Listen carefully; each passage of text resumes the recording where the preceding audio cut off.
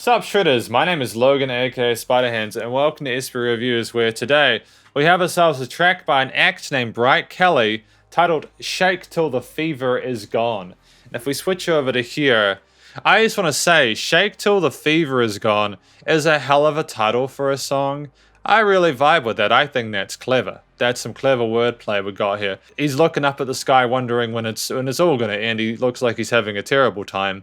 I mean that genuinely. Because single art is so incredibly important nowadays. You really cannot afford to put out music without having that strong audiovisual experience. We are going to be listening through this track from start to finish, and we're gonna hear what we think. Let's go. Oh, a 6/8 groove?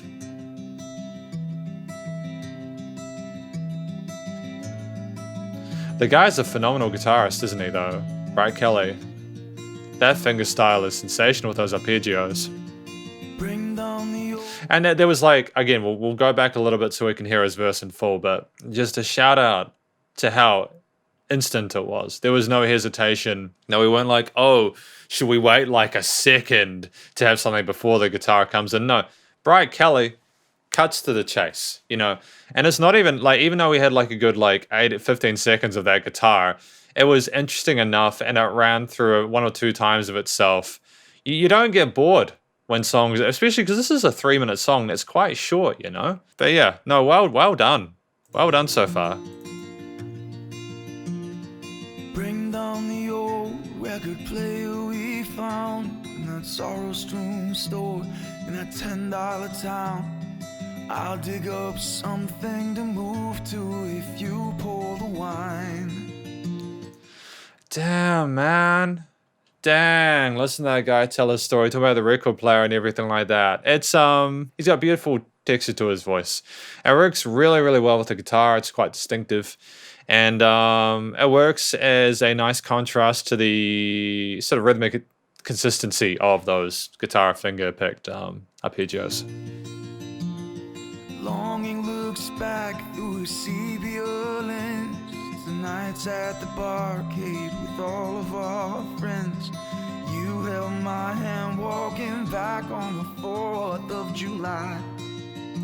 It just sounds so effortless how he's walking through those melodies there with that bit of vibrato at the end and the legato run. It's just stunning, man. This is an instant indication to me that this is a musician who clearly knows what they're doing. Clearly knows what they're doing. It should also be noted that this guy, Bright Kelly, is apparently also the frontman of a band or an act titled The Great Enough. So he's an experienced vocalist, experienced performer. Summer night, my soul for a sign. I'll get you back if I go back in time. Summer days, I've tried to move on. Now I just shake till the fever is gone. Okay, so my understanding is that this is the fever that comes with love. You're trying to get over someone, but you've got that love sickness, and you're just waiting there shaking until you're able to. Because we were talking about the memories I had spending nights with friends and everything like that, holding hands and all that. Love can do that to you. I think the verse and the chorus alone will be enough to help people relate to this track. I think a lot of people can probably relate to being lovesick over someone. I want to also give a shout out to the little bits of development we have in regards to that high end. So there's a synth or like a little tingle kind of thing going on in that second half of the verse or the bridge. And then we have these strings coming in here with the vocal harmonies. It's instantly louder without being overbearing or without being obnoxious. It just sounds fuller, I suppose. And that's what happens when you further fill the stereo field with other elements. It was nice and soft, really nice, soft, lovely, fluffy music that makes me nostalgic for some reason, and I don't know why, and I think that's potentially the greatest power of a track like this. It makes you feel things you don't really understand. I just shake till the fever is gone. VHS dreams of the person I was when I traded my love for acclaim and applause. I sold off my favorite guitar just to feel more alone. Okay. Sold off my favorite guitar just to feel more alone. Dang, man. He's talking about his journey as a musician and how it's affecting the rest of the story here. And you had like an organ run or something like that after that. It was a really interesting inclusion there. I've burned away all my goodwill. I'm a worn out old welcome man. Granted, but still I belong. On your doorstep, the end of your winding road home. Summer night, my Back into that chorus. I'll get you back if I go back in time. Summer days, I've tried to move on. Now I just shake till the fever is gone. Now I just shake till the fever is gone. Great. Fantastic. Lots of love for that. The guitar is consistent throughout. You've got that stability there with that part of the arrangement, which allows you to just float through it while going between these verses and choruses and other parts. Yeah, looking to go back in time, having these vivid memories of what's past and, you know, just shaking there, waiting for it all to subside so that you can move on with your life. It sounds incredibly intense and visceral, really. But again, there's like this weird sense of warmth to it. It's like those were happy feelings, which can make it even more difficult to move on, you know? A little bit of a vocal ornamentation there, sweet.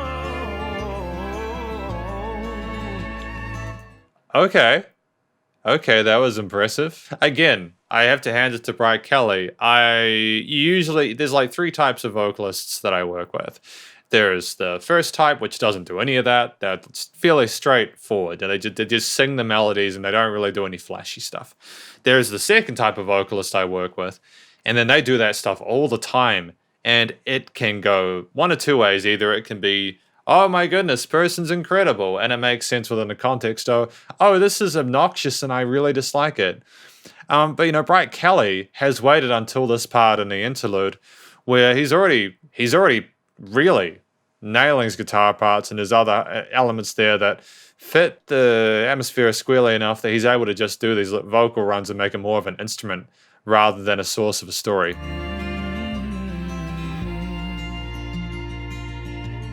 It's well considered, to be honest. Summer night, my soul for a sign. I'll get you back if I go back in time. Summer days, I've tried to move on. Now I just shake till the fever is gone. Now I just shake till the fever is gone. Now I just shake till the fever is gone. Great. Yeah, no, nothing but love for that. I've got no real complaints about that. You know, when I listen to a musician like this who comes in and performs everything as effortlessly as he has, I'm not trying to do this to be nice. It's just, I really don't have a lot to complain about within this track. Not that I typically try to find stuff to complain about. It just happens. You know, because this is the conclusion for Bright Kelly's Shake Till the Fever Is Gone. I think it was a nice way to finish that track, to have that hook line 3 times. We had the hook line repeated a couple of times in the second chorus, and then 3 times at the end, to really get that stuck in your head. It's not accidental. This is it's well planned. You know, this is how you write music. It's not just putting a bunch of chords together and just saying stuff into a microphone. You carefully structure and craft it into something which allows people to hear your story, but also remember it. If people hear your story, remember it, and feel something, that's the triple threat right there, you know what I mean? But yeah, man, like, obviously the story, I think, again, is about, and this is because I heard the story clearly through the song, you know? There occasionally come such well-produced and written tracks that I can just hear the story. I don't need to be sent a lyric sheet or anything like that, but, you know, there's a story about someone who, again, you know, they're trying to avoid continuously falling for people, or they're trying to find a way to live without this ailment, and they just can't. And they just at the end, they just really, you know, there's a sense of uncertainty to it. You don't get the feeling as a listener that they managed to get past that. It sounds like it resolves. Yeah, they're just sitting there, just waiting. They're still waiting at the end, and it's kind of sad when you think about it. I think at the same time, you know, like skipping ahead to the instrumentation, part of what balances out the intensity and severity of that is what's been done with these major and minor harmonies with the guitar parts, with some of the string sections, and the brief organ melodies and all that kind of stuff. You know, like there's a sense of equilibrium between the intensity and sadness of the story and you know, what's happening with the other parts of the orchestration. I think as a vocalist, I think Bright Kelly is up there. He pockets himself most of the time. I can tell he's more focused on telling the story and communicating with you rather than making it an ego project, which I thoroughly appreciate. It's a massive turnoff when you have people that consider themselves to be the main thing for the listener, when in reality it's actually the overall experience. And Bright Kelly is aware of that with Shake Till the Fever Is Gone, and it seems effortless. And the recording, mixing, and mastering, I mean, like, obviously the instrumental performances themselves were fantastic. We had lovely sense of dynamic range across it because of the way it was recorded, mixed, and mastered. You know, there wasn't an overload, limiting, or compression or anything. The stereo imaging was nice. You know, there weren't any inconsistencies or irregularities that I could tell from listening through these headphones. And these headphones are really good at picking up when someone's kind of, you know, missed something really important. I didn't hear any of those issues with that. And yeah, I think I was like vastly positive about this track. I remain in a situation where I really don't get to hear as much of this music as I'd like.